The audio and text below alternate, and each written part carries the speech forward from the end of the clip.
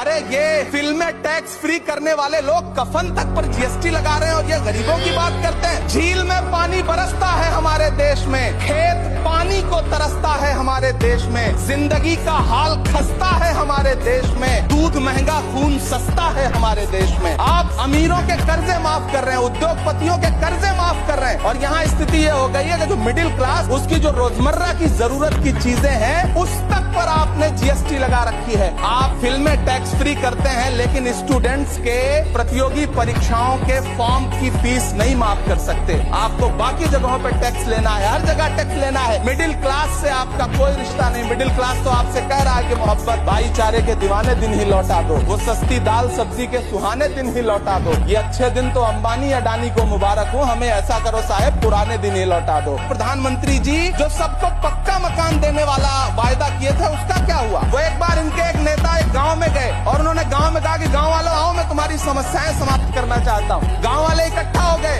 नेताजी ने गांव वालों से कहा बताओ तुम्हारी 2 समस्याएं बताओ, मैं दोनों समस्याओं का यहीं पे समाधान करूंगा। तो गांव वालों ने कहा साहब हमारी पहली समस्या है कि हमारे यहाँ कोई हॉस्पिटल नहीं है। तो नेताजी ने मोबाइल निकाला, कहीं फोन मिलाया और मिला के फोन पे पता नहीं क्या कुछ कहा कि यहाँ गाँव में हॉस्पिटल नहीं है, हॉस्पिटल तुरंत यहाँ हॉस्पिटल चाहिए। गाँव वाले खुश हो गए कि 1 मिनट में यहाँ हॉस्पिटल आ रहा है। अगली समस्या के बारे में उन्होंने नेताजी ने गांव वालों से कहा कि मैंने आपकी पहली समस्या समाप्त कर दी, दूसरी समस्या बताओ। तो गांव वालों ने कहा साहब इस गांव में कोई भी मोबाइल का नेटवर्क ही नहीं है। ये है इनके काम करने का तरीका, ये है झूठ बोलने का तरीका।